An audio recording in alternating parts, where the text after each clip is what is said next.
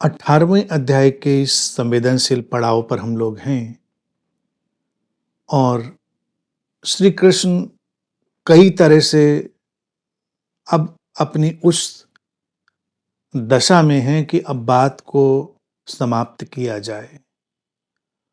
तो वो अपने सारे कौशल का उपयोग कर रहे हैं। साइकोलॉजिकल जो उनकी विशेषज्ञता है, भावनात्मक विशेषज्ञता है, बौद्धिक विशेषज्ञता है, सब कुछ जिसको देखा जाए उसका उपयोग कर रहे हैं। तो एक तो उन्होंने कह दिया कि देखो, अगर तू मुझे नहीं सुनेगा तो नष्ट हो जाएगा, परमार्थ से भ्रष्ट हो जाएगा। और फिर उन्होंने कहा कि गोपनीय से गोपनीय ज्ञान मैं तुझे कह देता हूं, वो कह दिया। फिर कहते हैं कि इस प्रकार से ये गोपनीय से भी अति गोपनीय ज्ञान मैंने तुमसे कह दिया, अब तू इस रहस्युक्त ज्ञान को पूर्णतया भली भांति विचार कर जैसा चाहता है वैसा कर। एक वो बात कहने के बाद उन्होंने उसके लिए स्वतंत्रता का एक इशारा भी किया कि मैंने जो कहना था कह दिया, तू विचार कर ले, भली भांति सोच ले, जो करना चाहता है करे, अब रुकना चाहता है रुके, भागना चाहता है भागे।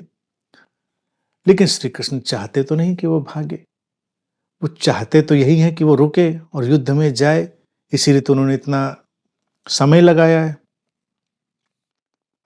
तो थोड़ा सा कहने के बाद वो फिर अपनी बात को गियर चेंज करते हैं और कहते हैं कि देखो, संपूर्ण गोपनीयों से अति गोपनीय मेरे परम रहस्युक्त वचन को तो फिर भी सुन। तू मेरा अतिशय प्रिय है, इससे परम हितकारक वचन मैं तुझसे कहूंगा कि बहुत प्रिय है, तू मेरा मित्र है, रिश्तेदार है, इतना नजदीक है, तो मैं तुझे छोड़ूंगा नहीं। मैं तुझसे फिर से कहता हूं, चिंता मत करो। आगे कहते हैं कि हे अर्जुन, तू मुझ में मन वाला हो, मेरा भक्त बन, मेरा पूजन करने वाला हो और मुझको प्रणाम कर। ऐसा करने से तू मुझे ही प्राप्त होगा, यह मैं तुझसे सत्य प्रतिज्ञा करता हूं, क्योंकि तू मेरा अत्यंत प्रिय शिष्य है। अब श्री कृष्ण तो यहां पर इम्पर्सनल स्टेटस की तरह ही बोल रहे हैं, लेकिन ये वाक्य बोलने से उन्होंने टाला है 18 अध्याय तक। यहां तक, इस पड़ाव तक आने से पहले तक उन्होंने अपने आप को रोक के रखा है कि ऐसा कहने की जरूरत ना पड़े। वो मनुष्य के मन को बड़े अच्छे से जानते हैं। मनुष्य का मन अनुसरण करने के लिए, आज्ञा पालन करने के लिए, वचनों और प्रतिज्ञाओं को पालन करने के लिए डिजाइन्ड है। बहुतायत में मन ऐसे ही होते हैं, इसीलिए उन पर धर्मों का कारोबार फलता फूलता है, राजनेताओं का कारोबार फलता फूलता है, क्योंकि वो इसी तरह की भाषा का कमोबेश उपयोग करते हैं। श्री कृष्ण तो जागृति देना चाहते हैं, वो अंतर मन को जगाना चाहते हैं कि बात समझ में आ जाए और स्वयं ही भीतर से वो चीज उभरे जिसको बुद्ध कहते हैं अपना प्रकाश स्वयं बनना। लेकिन अर्जुन अपना प्रकाश बन ही नहीं रहा है, तो श्री कृष्ण को एक कहना पड़ रहा है, और कितनी सीधी बात कह रहे हैं, तो मुझ में मन वाला हो। अब इसको कोई पर्सनल ट्रांसलेट करना चाहे वैयक्तिक ढंग से तो कोई अड़चन नहीं, क्योंकि सीधे कह रहे तो वैयक्तिक ढंग से भी, और निर्वैयक्तिक ढंग से तो निर्वैयक्तिक ढंग से। कृष्ण तो निर्वैयक्तिक ढंग से कह रहे हैं, और इस समय वो अपने को निर्वैयक्तिकता का पूरा प्रतिनिधि घोषित कर रहे हैं। कई बार बुद्धों को सामान्य ढंग से व्यवहार करना पड़ता है, ज्यादातर वो करते ही हैं सामान्य ढंग से व्यवहार, उसी तरह से उठना बैठना, उसी तरह से हंसना बोलना खाना पीना सब कुछ। तो कई लोग ये देखते देखते थोड़ा भूल जाते हैं कि शायद इनमें कुछ विशेषता भी है, या अस्तित्व की उस विराट लय में किसी अलग तरह से भी गुथे हुए हो सकते हैं। निर्वैयक्तिकता की चरम अभिव्यक्ति इस शरीर मन से हो रही हो सकती है। तो कई लोग अगर सामान्य व्यवहार देखते हैं तो भूल जाते हैं, असामान्य अति सामान्य व्यवहार दिखाया जाए, असामान्य अति मानवीय व्यवहार दिखाया जाए तो लोगों को संतुष्टि मिलती है। किसी को सीधे नाम से बुला दो तो लोगों को मजा नहीं आता, फिर नाम के आगे परम पूज्य लगाओ, 108, 1008, अनंत श्री विभूषित, परम गुरु, सदगुरु, महागुरु, जगत गुरु, ब्रह्मांड गुरु, गैलेक्सी गुरु, और जितने विशेषणों को ठूंस ठूंस कर भर सकते हैं वो भरे जाएं। तो हम लोग जैसे दूर खड़े होकर देखते हैं तो हमको फनी लगता है, क्या ये भाई इतना बड़ा नाम लिखने की जरूरत क्या है? सीधे से नाम, नाम तो एक काम चलाऊ व्यवस्था है, एक वर्केबल चीज है, तो उसको इतना कॉम्प्लिकेटेड बनाने की आवश्यकता क्या है? लेकिन ऐसा नहीं कि वो लोग बिल्कुल नादान हैं जो ऐसा उपयोग करते हैं। वो जानते हैं कि व्यक्ति यही सुनना चाहता है, व्यक्ति सुनना यही चाहता है। जब वो कहीं पढ़कर जाता है जगत गुरु, ब्रह्मांड गुरु, सारी सिद्धियों के ज्ञाता, तो मन में उसके दो बातें उठती हैं, नहीं जरूरी नहीं ऐसा हो। फिर दूसरी बात भी तुरंत उठती, हो भी सकता है, हो भी सकता है। तो ये मनुष्य के मन की दो जो डामाडोल स्थितियां हैं उसमें इसका उपयोग किया जाता है। अगर हम तानाशाहों की भाषा को देखें, जो डिक्टेटर्स उपयोग करते हैं, वो भी बड़ी सर्टेन भाषा का उपयोग करेंगे। ऐसा है, यही दुश्मन है, हमको ऐसा ही करना है, यही रास्ता है, ये इसके सिवा कोई रास्ता नहीं है, मैं ही तुम्हारा पथ प्रदर्शक हूं। डिक्टेटर्स भी वही बात उपयोग करेंगे, क्योंकि अगर डिक्टेटर आए और वो कह दे कि नहीं नहीं रास्ते तो कई हो सकते हैं, कोई ऐसा नहीं है कि विकास एक ही रास्ते से होगा। और दुश्मन, दुश्मन जैसी चीज क्या होती है? दुश्मन तो हम कल्पित करते हैं, दुश्मन तो हमारे भीतर से ही निकलता है और हम ही उसका फैलाव करते हैं और हम लोग लक्ष्य की ओर प्रयास करेंगे। डिक्टेटर अगर ये भाषा बोलेगा तो कौन उसको मानेगा? कोई नहीं मानेगा। तो वो इसलिए एनिमी क्रिएशन होता है, उसमें एक कोई भी स्यूडो एनिमी क्रिएट किया जा सकता है, कोई मजहब, कोई कौम, कोई रेश, कोई आइडिया, कोई सिविलाइजेशन, कुछ भी हो सकता है वो। तो लोग बिल्कुल फिक्स्ड हो जाते हैं कि हाँ यही है, और उसको भी कहना पड़ता है कि मैं हूं तुम्हारा मसीहा, मैं बताऊंगा। व्यक्ति मान लेता है।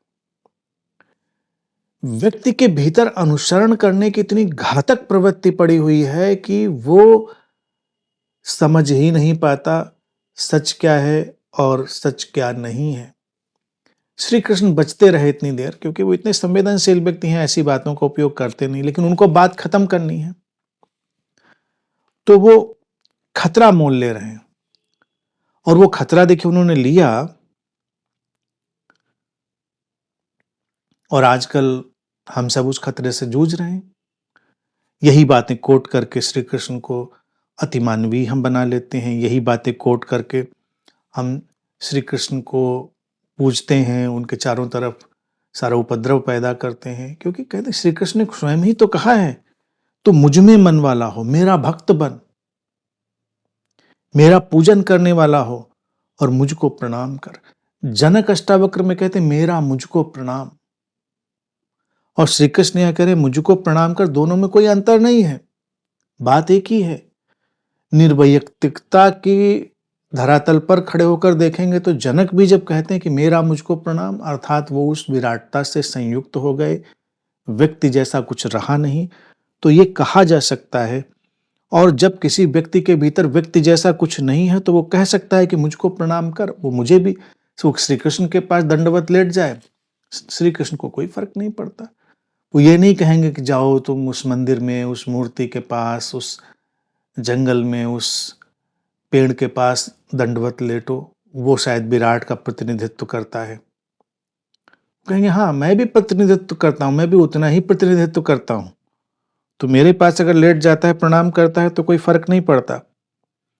कहता ऐसा करने से तो मुझे ही प्राप्त होगा, ऐसा करेगा मुझे ही प्राप्त होगा, मुझे ही प्राप्त होगा अर्थात उस विराटता को ही प्राप्त होगा। यह मैं तुझसे सत्य प्रतिज्ञा करता हूं सत्य प्रतिज्ञा करता हूं। दूसरे उन्होंने साइकोलॉजिकल डिवाइस उपयोग करी। लोग ऐसे ही सुनना चाहते हैं, गुरुजी सब ठीक हो जाएगा अगर मैं आपका ये ध्यान करूं और आपकी बातें सुनूं तो सब ठीक हो जाएगा। अगर मैं माला पहन लूं आपका और मैं आपकी तस्वीर के आगे सिर के बल खड़ा रहूं तो जिंदगी बदल जाएगी मेरी। गुरुजी अगर मुस्कुरा दें, कह दें कि नहीं, जिंदगी ऐसे कहाँ बदलती है, जिंदगी तो तुम्हारे भीतर समझ अवतरित होगी तो बदलेगी, ऐसे थोड़ी बदलती है जिंदगी, ये तो बस इशारे हैं चीजों को समझाने के। तो व्यक्ति कहेगा नहीं, मजा नहीं आया। गुरुजी अगर कहें नहीं, मैं तुम्हारा ये सारा जीवन जो है उसको ठीक करने का आश्वासन देता हूं, मैं प्रतिज्ञा देता हूं। जैसे योग क्षेम सब हम वहन करेंगे, श्री कृष्ण पहले भी इशारों में कहे आए थे, अब बिल्कुल सीधे कह रहे हैं। व्यक्ति को अच्छा ठीक, आप सब ठीक कर देंगे? हाँ, मैं सब ठीक कर दूंगा, जाओ सब बेहतर हो जाएगा। व्यक्ति चला जाता है। मानसिक प्रभाव ये होता है कि ठीक होने लगता है। व्यक्ति इतना यकीन कर लेता है तो ठीक होने लगता है। सोचता है प्रतिज्ञा दे दी, अब तो काम होगा ही। खुद कभी कोई प्रतिज्ञा पूरी नहीं करता मनुष्य। कितनी विडंबना की बात है। अपनी प्रतिज्ञाएं दिन प्रतिदिन तोड़ता रहता है और दूसरों से, गुरुओं से, बुद्धों से, राजनेताओं से, इन सबसे वो प्रतिज्ञा की उम्मीद करता है। राजनेता खेलते नहीं ये खेल। हर चुनाव के पहले आके प्रतिज्ञा कर देते हैं, अब की बार सब बदल देंगे। तो जानते हैं सब कि कुछ बदलने वाला नहीं है, सब वहीं का वहीं रहने वाला है, लेकिन फिर भी यकीन करते हैं लोग कि नेताजी ने कहा है इस बार सब बदल देंगे, तो बदल ही देंगे। खेल चलता है। प्रतिज्ञाएं लुभाती हैं। प्रेम हो जाए तो प्रतिज्ञा, जीवन भर तुम्हारा साथ निभाएंगे, तुम्हें अगले पल का पता नहीं। जीवन भर का किस बात पर? जीवन भर का क्लेम। अगले पल क्या होगा ये पता नहीं, जीवन कितना रहेगा कितना नहीं रहेगा ये पता नहीं, लेकिन हम प्रतिज्ञाओं के खेल में उलझते हैं इसलिए क्योंकि हम इस अनिश्चित जीवन में निश्चितता की तलाश करते हैं कि कुछ तो जीवन में निश्चित हो। और जीवन क्या है? प्ले ऑफ अनसर्टेनिटीज, अनिश्चितताओं का खेल है, अनिश्चितताओं की लीला है। एक पल से दूसरा पल निकलेगा, एक लम्हे से दूसरा लम्हा निकलेगा, एक जादू जैसा चलेगा, बहुत खूबसूरत होगा, लेकिन निश्चित नहीं होगा कि इस लम्हे के बाद यही लम्हा निकलेगा। लेकिन मन व्यक्ति का निश्चितता चाहता है, तो प्रतिज्ञा चाहता है, तो श्री कृष्ण ने वो उपयोग कर ली टैक्टिक्स यहां पर, क्योंकि तू मेरा अत्यंत प्रिय है।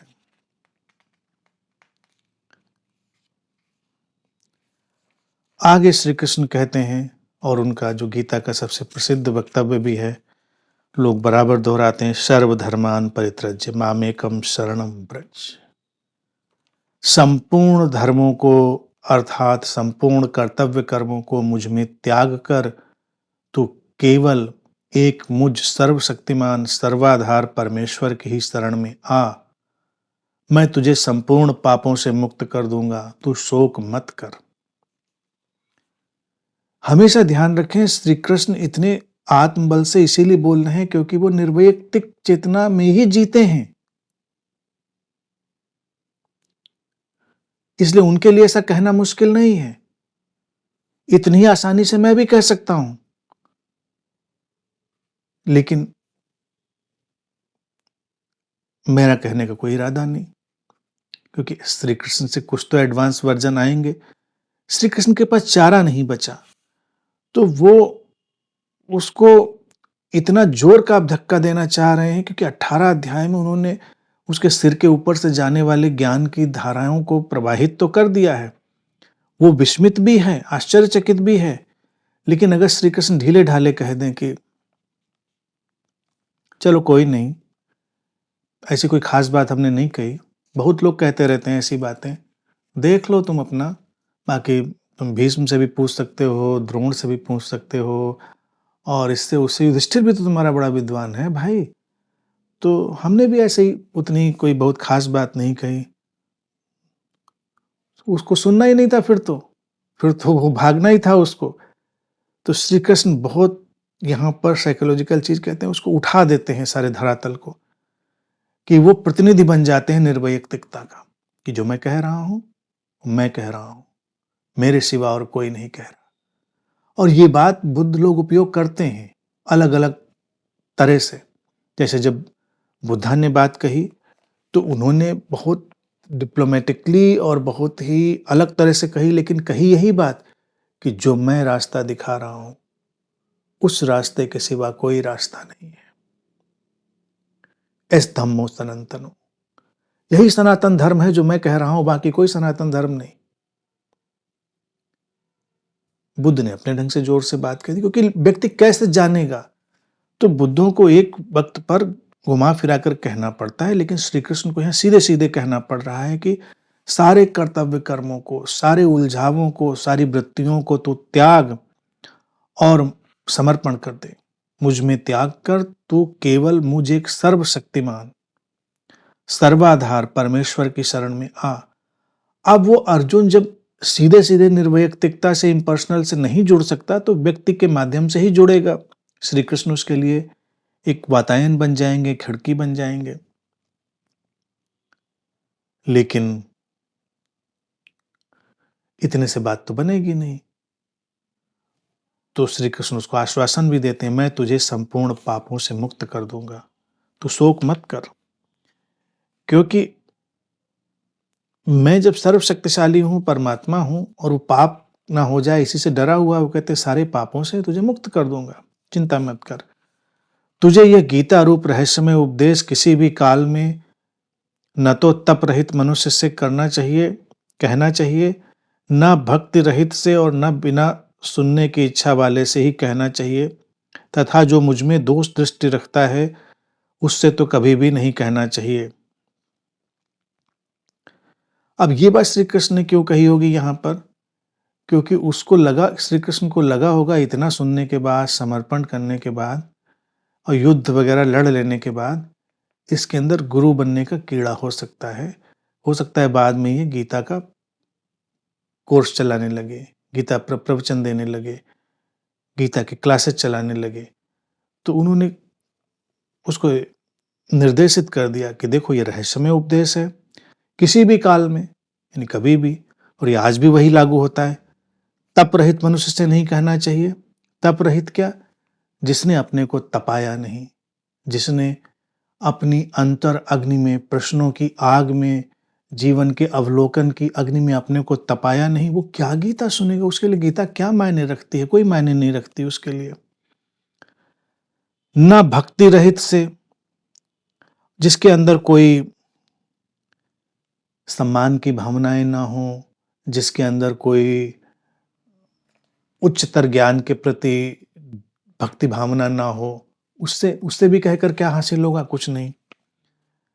और फिर उन्होंने कहा कि बिना सुनने की इच्छा वाले से, जो सुनना नहीं चाहता उसको मत सुनाना। अब जैसे आजकल देखो, अभी लखनऊ में हमारे चल रहा है, बाकी शहरों में हो सकता है चल रहा हो, इस्कॉन के लड़के लड़कियां होते हैं, इस्कॉन जो श्री कृष्ण को अच्छे से सेल करते हैं पैक करके, वो वाला कल्ट। तो उनके लड़के लड़कियां ट्रैफिक चौराहों पर गीता लेकर खड़े रहते हैं, कार में जबरदस्ती रोक रोक कर, पकड़ पकड़ कर गीता बेचते रहते हैं। उनको ब्रेन वॉश किया ही गया है कि ये दुनिया का सबसे पुण्य का काम है, गीता बेच दो, गीता पे निगाह डलवाओ व्यक्ति की, और गीता पढ़ेगा तो मुक्त हो जाएगा। लेकिन ट्रैफिक सिग्नल पे जो व्यक्ति अनमना है, इसकी कोई रुचि नहीं, उसको जबरदस्ती गीता क्यों पकड़ा रहे हो? ये तो अनाचार हो रहा है उस पर। और श्री कृष्ण गीता में ही ये कहे गए, बिना सुनने की इच्छा वाले से भी नहीं कहना है। सुनने की इच्छा नहीं, जबरदस्ती क्यों दे रहे हो? ढूंढ के उसको पहुंचने दो वहां तक। और तथा जो मुझ में दोष दृष्टि रखता हो, मुझ में दोष दृष्टि का अर्थ श्री कृष्ण का ये है कि जो जीवन की गहनतम गहराइयां हैं, श्री कृष्ण उसका प्रतिनिधित्व कर रहे हैं, जो उनको बेईमानी ही समझता है, जो अभी अपने सतही उथले जीवन को ही श्रेष्ठ समझता है, तो उससे भी कहकर क्या कर लोगे? कुछ बात नहीं बनती। हाँ, वही व्यक्ति हो सकता है कुछ समय बाद बदल जाए तो परिदृश्य अलग हो, उससे भी नहीं कहना चाहिए। जो पुरुष मुझ में परम प्रेम करके इस परम रहस्य युक्त गीता शास्त्र को मेरे भक्तों में कहेगा, वो मुझको ही प्राप्त होगा, इसमें कोई संदेह नहीं है। परम प्रेम, अनकंडीशनल लव आएगा जब, और वो गीता को आत्मसात कर लेगा, मेरे भक्तों में कहेगा। मेरे भक्त श्री कृष्ण के भक्त नहीं, इम्पर्सनलाइजेशन के डिवोटीज। इम्पर्सनलाइजेशन के डिवोटीज का मतलब क्या हुआ? जो जीवन के सार में रुचि रखते हैं। श्री कृष्ण जीवन के सार का प्रतीक है, उसके प्रतिनिधि हैं। तो जीवन के सार में, एसेंस में जो व्यक्ति जब भी रुचि रखेगा, उससे गीता या गीता जैसी चीजें कहोगे तो वो मुझे ही प्राप्त होगा, वो उस एसेंस को, वो उस सार को ही प्राप्त होगा, इसमें कोई संदेह नहीं है। उससे बढ़कर मेरा प्रिय कार्य करने वाला मनुष्यों में कोई भी नहीं है, तथा पृथ्वी भर में उससे बढ़कर मेरा प्रिय दूसरा कोई भविष्य में होगा भी नहीं। अब जो ये कर लिया, जिसने इस तार को बांटा, तो श्री कृष्ण कह रहे हैं वो सबसे प्रिय काम कर रहा है, और उससे अधिक प्रिय भविष्य में भी कोई होने वाला नहीं है सार को। अभी अर्जुन को उन्होंने ट्रैप कर दिया। एक तो उसके अंदर जो गुरु बनने का वायरस था, उसको उन्होंने एंटीवायरस डाल के खत्म कर दिया, और दूसरा कहा कि एसेंस को पहले अपने अंदर डालेगा और फिर दूसरों से कहेगा। तो एसेंस को अगर अर्जुन को लगता भी है कि आगे मैं इसको कैरी करूंगा, जो अभी अभी मैंने सुना है, तो उसको एसेंस को कैरी करके उसको परफॉर्म करना होगा, उसको अभी उसको डिस्प्ले करना होगा, दिखाना होगा। तो उसको श्री कृष्ण कह रहे हैं वही करना होगा। तो इसीलिए उन्होंने कहा उससे बढ़कर प्रिय कोई नहीं होगा। तो अगर उसको उस कैटेगरी में आना है तो बातों को मानना होगा। जो पुरुष इस धर्म में हम दोनों के संवाद रूप गीता शास्त्र को पढ़ेगा, उसके द्वारा भी मैं ज्ञान यज्ञ से पूजित होऊंगा, ऐसा मेरा मत है। अब ये बात श्री कृष्ण ने कही हो या न कही हो या जोड़ी हो, ये बहुत उपयुक्त तो यहाँ पर नहीं लगती है। ऐसा लगता है जैसे गीता को संकलित करते समय भी इस बात को जोड़ा जा सकता है। कहने को वो कह भी सकते हैं, और संपादित करने वाला, एडिटिंग करने वाला भी इसको डाल सकता है कि जो हम दोनों का संवाद है, इसको कोई पढ़ेगा, उसके द्वारा भी मैं ज्ञान यज्ञ से पूजित होऊंगा, ऐसा मेरा मत है। क्योंकि श्री कृष्ण का भी कोई टारगेट गीता को शास्त्र बनाने का नहीं है। श्री कृष्ण का कोई भी टारगेट दूसरों के द्वारा पूजित होने का नहीं है। तो इसलिए ये बात मैं नहीं समझता श्री कृष्ण ने कही होगी। ये बात जो जिसने भी किताब गीता की पुस्तक संकलित करी होगी, उसने ऐड करी होगी। क्योंकि श्री कृष्ण को शास्त्र की रुचि है। यहाँ पर वो गीता बोलकर क्या फूल कर कुप्पा हो गए कि मैंने कोई शास्त्र रच दिया है? नहीं, श्री कृष्ण के लिए तो वो सांस लेने जैसा साधारण काम है, वो पानी पीने जैसा साधारण काम है गीता बोलना। श्री कृष्ण जैसे लोग तो जब बोलते हैं गीता ही बोलते हैं। ऐसा वो इतरा नहीं चल रहे हैं कि अरे बाप रे अर्जुन क्या बोल डाला हम लोगों ने, तो कॉपीराइट कराओ पहले, इस पे शास्त्र बना दिया हम लोगों ने। अब ये शास्त्र को तो फिर आगे चलाना होगा। तो कह इस शास्त्र संवाद रूप गीता शास्त्र को पढ़ेगा, उसके द्वारा भी मैं ज्ञान यज्ञ से पूजित होऊंगा, ऐसा मेरा मत है। ज्ञान तो होगा ही, और मत है। श्री कृष्ण वर्तमान में खींच रहे हो, भविष्य की इतनी चिंता वहां पर खड़े होकर कि तब ऐसा होगा। ये बात इसमें एडेड है। आगे श्री कृष्ण कहते हैं कि जो मनुष्य श्रद्धा युक्त और दोष दृष्टि से रहित होकर इस गीता शास्त्र का श्रवण भी करेगा, वह भी पापों से मुक्त होकर उत्तम कर्म करने वालों के श्रेष्ठ लोगों को प्राप्त होगा। ये भी एडेड है, क्योंकि ये कोई उद्देश्य नहीं श्री कृष्ण का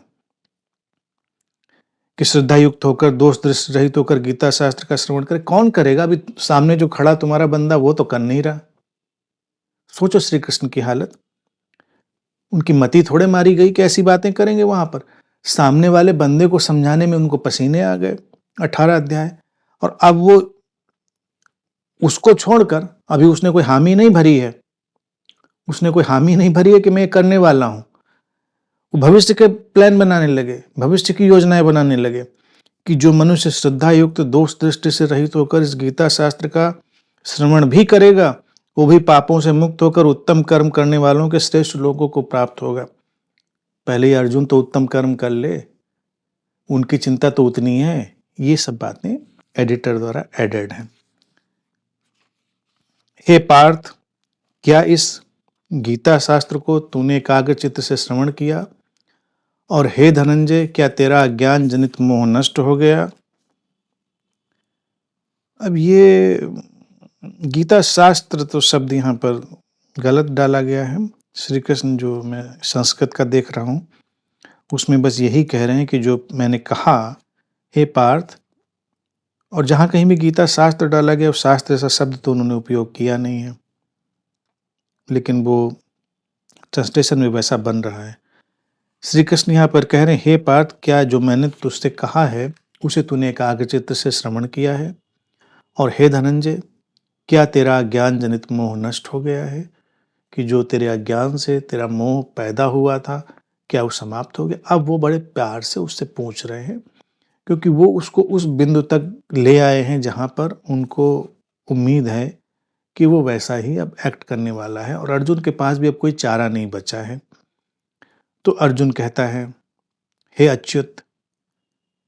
अब वहां पर इसने शब्द उपयोग किया अच्युत। अच्युत जो गिरता नहीं अपनी स्थिति से, च्युत नहीं होता, गिरता नहीं, अच्युत।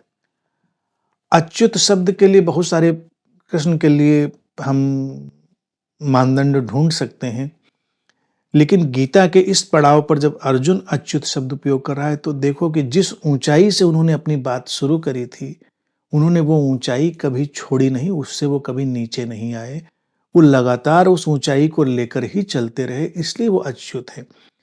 सामान्य ढंग से व्यवहार कर रहे हैं, सारथी बने हुए हैं, हंसी मजाक कर रहे हैं, अर्जुन के साथ चल रहे हैं, वो सब भी उनको अच्युत ही बनाता है, क्योंकि वो जो है वो कभी खोता नहीं। और गीता में प्रारंभ से जो उन्होंने उड़ान भरी है उसको उन्होंने नीचे नहीं आने दिया। अनेक तरह से उन्होंने उसको दाएं बाएं तो किया, लेकिन वो अच्युत बने रहे। अपनी दृष्टि से, दिशा से, उद्देश्य से वो गिरे नहीं। तो इसीलिए उसने अच्युत शब्द का उपयोग किया कि हे अच्युत, आपकी कृपा से मेरा मोह नष्ट हो गया है और मैंने स्मृति प्राप्त कर ली है, और अब मैं संशय रहित होकर स्थित हूं, अतः आपकी आज्ञा का पालन करूंगा। क्या आपकी कृपा से मेरा मोह नष्ट हो गया? इसलिए क्योंकि कृष्ण ने प्रतिज्ञा कर दी है कि मैं सब संभाल लूंगा, और मैंने स्मृति प्राप्त कर ली, अर्थात मैं सजग हो गया हूं और संशय रहित हो गया हूं।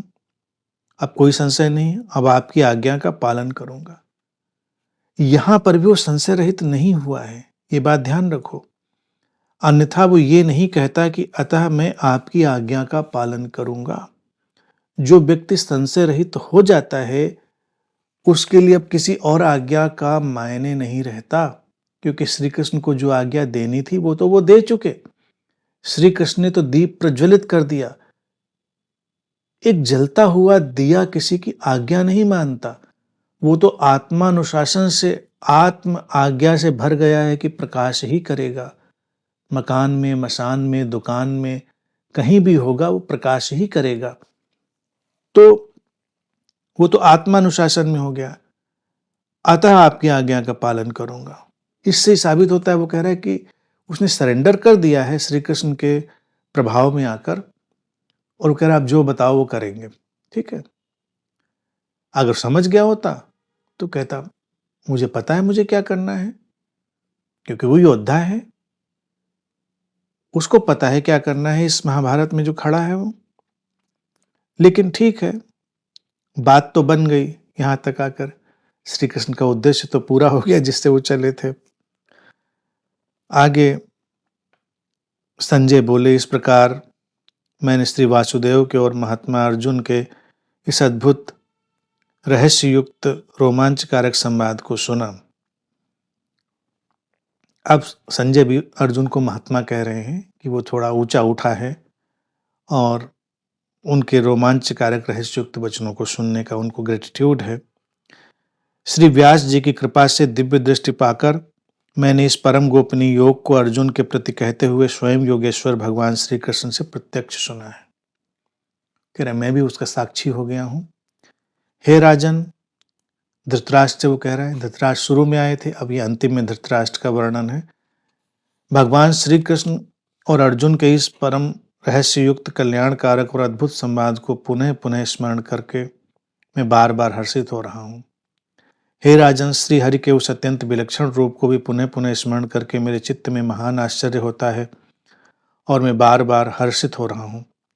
हे राजन, जहां योगेश्वर भगवान श्री कृष्ण हैं और जहां गांडीव धनुषधारी अर्जुन हैं, वहीं पर श्री विजय विभूति और अचल नीति है, ऐसा मेरा मत है। ये समराइज करा जा रहा है।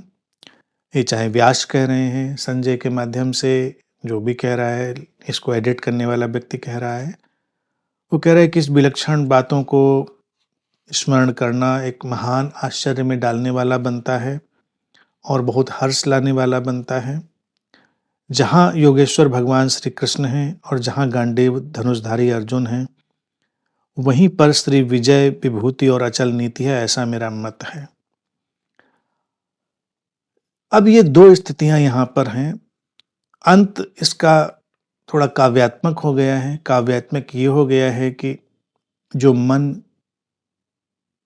सीमाओं को तोड़ने वाला हो, जो मन धनुर्धारी हो, जो मन अर्जुन जैसा हो, लक्ष्य भेद करने वाला, वो मन हो, और श्री कृष्ण जैसी चेतना हो, परम विशुद्ध, परम निर्वैयक्तिक, इन दोनों का संयोग जिस शरीर मन में हो जाए, उस शरीर मन से श्री, समृद्धि, विजय, विभूति और अचल नीति, ये सब आएगा। जीवन के सारे चमत्कार उस शरीर मन से घटेंगे। अब यहाँ पर गीता समाप्त हो जाती है। सारे उसके पड़ावों से हम लोग गुजर गए हैं और इस अंतिम बात पर जो संजय के माध्यम से रखी गई है, वो ये है कि अंत समझ का व्यक्ति के भीतर उसके मन और उसके चैतन्य के एक हो जाने से होता है। ये द्वंद्व अगर देखा जाए तो कहीं न कहीं से सबके शरीर मन में चलने वाला द्वंद्व था। अर्जुन बाहर भी है, अर्जुन भीतर भी है। महाभारत बाहर भी है और महाभारत भीतर भी है। हर व्यक्ति अपने जीवन में एक बाहरी युद्ध को झेल रहा है और हर व्यक्ति अपने अंतर मन में एक युद्ध को झेल रहा है। ये गीता के समापन पर इसका एक बहुत ही रहस्यात्मक और काव्यात्मक पहलू है। इसीलिए उसको कहा गया कि जहाँ श्री कृष्ण हैं और गांडीवधारी अर्जुन है। गांडीवधारी अर्जुन, बिना गांडीव वाला अर्जुन नहीं कहा, यानी कि जो लक्ष्य भेद कर सकता है, जो मन डिसिप्लिन्ड है, जो प्रत्यंचा खींच सकता है, वो मन। एक मन जो गांडीवधारी नहीं है, जो प्रत्यंचा खींच ही नहीं सकता, वो ढीला ढाला, बेसुध पड़ा हुआ थाली का बैंगन वाला मन है, इधर डोलता है उधर डोलता है, वो मन तो कुछ कर नहीं पाता। मन को जब हम विशुद्ध कर देते हैं, मन को जब हम प्रिसाइज कर देते हैं, स्पष्ट कर देते हैं, और मन जब जीवन के सारे तनावों का सदुपयोग कर पाता है, लोग तनाव से बचते हैं, और यहाँ मन को गांडीवधारी बता दिया, यानी कि जब प्रत्यंचा खींचेगी तो मन में एक निश्चित किस्म का तनाव आएगा। लेकिन अगर हमारे भीतर हमारा चैतन्य उस परम निर्वैयक्तिकता में ठहरा है, कृष्णमय है, तो वो जो तनाव है वो सृजनात्मक हो जाएगा, वो लक्ष्य भेद करेगा, वो तनाव नहीं बनेगा। लेकिन अगर मन में तो तनाव बनता है, प्रत्यंचाएं तो खिंचती हैं, लेकिन हमारा जो चैतन्य है वो श्री कृष्ण जैसा नहीं है, वो उतना तटस्थ, निष्प्रह, निर्लिप्त, अनासक्त, जागृत, आलोकित नहीं है, तो वो तनाव फिर हमको नष्ट करता है। तनाव बुरा नहीं है, मन में तनाव होना चाहिए, क्योंकि तनाव ही मन को सृजनात्मक बनाएगा।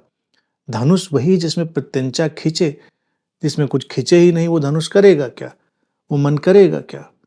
लेकिन जब साथ में दोनों हों, चैतन्य भी हो, जागरूकता भी हो और निर्वैयक्तिकता भी हो, वैयक्तिकता और निर्वैयक्तिकता का संगम हो, तो जीवन में सब कुछ Shri Vijay, piece, happiness, love, harmony सब आ जाता है। फिर पूरा जीवन एक इंद्रधनुष की जैसे बन जाता है। शायद इसीलिए हमने श्री कृष्ण के सिर पर मोर पंख दिखाया, इंद्रधनुषी छटाओं को रखने वाला। श्री कृष्ण भारतीय दर्शन के एक अनूठे प्रतीक हैं, ऐतिहासिक व्यक्ति भी हैं और गीता हमने देखा है कि एक नवनीत की तरह, एक मक्खन की तरह हमारे सामने आती है। बाद में उसको थोड़ा शास्त्र बनाने की कोशिश करी गई है, लेकिन श्री कृष्ण शास्त्रों में रुचि नहीं रखते। श्री कृष्ण जैसे लोग शास्त्रों में कोई रुचि नहीं रखते, तो इसलिए वो बातें बेमानी हैं।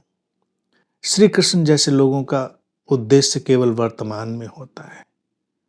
शास्त्र बनते रहते हैं, शास्त्रों की परवाह कौन करता है। समंदर से 2 बाल्टी पानी भर लो तो समंदर कम नहीं हो जाता। इसलिए जो 2 बाल्टी पानी भरकर उन पर कॉपीराइट का टैग लगाने की कोशिश करे, तो वो गरीब व्यक्ति होगा। उसको लगेगा अब तो कुछ हमने निकाल लिया। निकालते जाओ, उलीझते जाओ, वो पीछे से और चलता आएगा। इसलिए श्री कृष्ण क्यों कर परवाह करेंगे उसको शास्त्र बने। और यूं देखा जाए तो श्री कृष्ण ने गीता के आधार पर व्यापार करने वाले, गीता के आधार पर सारा व्यवसाय खड़ा करने वाले, गीता के आधार पर गुरुडम पैदा करने वाले सारे लोगों पर पूर्ण विराम लगा दिया। उन्होंने कह दिया जिसको कोई रुचि नहीं उसको बात मत बोलो, जो अनमना है उसको छेड़ो नहीं, लोगों को विकसित होने दो, पानी दो, सींचो, उनको बढ़ने दो। जब लोग परिपक्व होंगे वहां तक पहुंच जाएंगे, ढूंढ लेंगे। हर अर्जुन एक दिन अपने कृष्ण को ढूंढ लेता है, ये यकीन मानो। जीवन रहस्यमयी है। लेकिन जब अर्जुन कल्पित हो तो श्री कृष्ण भी कल्पित हो जाता है और गुरु भी पकड़ पकड़ के फिर जब अर्जुनों को पकड़ने का अभियान चलाते हैं तो अर्जुन भी पायरेटेड वर्जन हो जाते हैं। तो इसीलिए हम चारों तरफ इतना शोरगुल सुनते हैं धर्म का और धर्म की बातों का, और हमको कहीं कोई कृष्ण जैसी चमक और गीता जैसी चमक और अर्जुन जैसी चमक दिखाई नहीं देती। क्योंकि श्री कृष्ण ने बहुत अच्छा निर्देश, बड़ा मनोवैज्ञानिक निर्देश दे दिया कि उठने दो लोगों को, वहां तक जाने दो। कोई जबरदस्ती करने की जरूरत नहीं कि तुम ये सुनो, ये पढ़ो, ये करो। हाँ, हम शेयर कर सकते हैं अपनी खुशी, अपना उल्लास शेयर कर सकते हैं। जैसे हम किसी रेस्टोरेंट गए, बड़ी अच्छी सी डिश खाई हमने, तो हम अपने प्रियजनों को बता सकते हैं बस कि देखो बहुत मजा आया। इसी तरह से अगर हमारे अंदर कोई ज्ञान का उदय हुआ तो हम शेयर कर सकते हैं कि ये मैंने सुना, ये मैंने देखा, ये मैंने समझा, इससे मेरे जीवन में बड़ा अंतर आया। अब उनकी मर्जी, वो उसको लें ना लें, लें बहुत अच्छा, ना लें तो कोई जबरदस्ती नहीं है। और वो जो टैक्टिक्स कृष्ण ने अप्लाई करी, आश्वासन देने की, प्रतिज्ञा देने की, उस सब का ही मिसयूज करके सारे कल्ट खड़े होते हैं। अन्यथा कल्ट खड़े नहीं हो सकते। श्री कृष्ण बचते बचते उन्होंने ये बात कही, क्योंकि उनको टाइम वेस्ट नहीं करना था। लेकिन उसके बाद ही उन्होंने ये सारी बात कह दी कि ऐसे ऐसे इसका उपयोग नहीं करना है, तो उन्होंने कल्ट पर विराम भी लगाने की कोशिश करी। लेकिन कल्ट तो प्रतिज्ञा करेंगे कि मैं सब करूंगा, तुम आओ, मैं चमत्कार करूंगा, मैं तुम्हें तुम्हारे जीवन को ठीक करने का पूरा आश्वासन देता हूं। तो ये सब चलेगा। और क्या चलता है क्या नहीं चलता है, श्री कृष्ण तो इसकी परवाह नहीं करते। श्री कृष्ण जैसे लोग भी इसकी परवाह नहीं करते। तो बड़ी प्रसन्नता का विषय है कि गीता समाप्त हो गई। अब मैं तो यही उम्मीद करता हूं कि सारे मित्र अपने भीतर जागृति के बड़े पड़ाव पार कर चुके होंगे।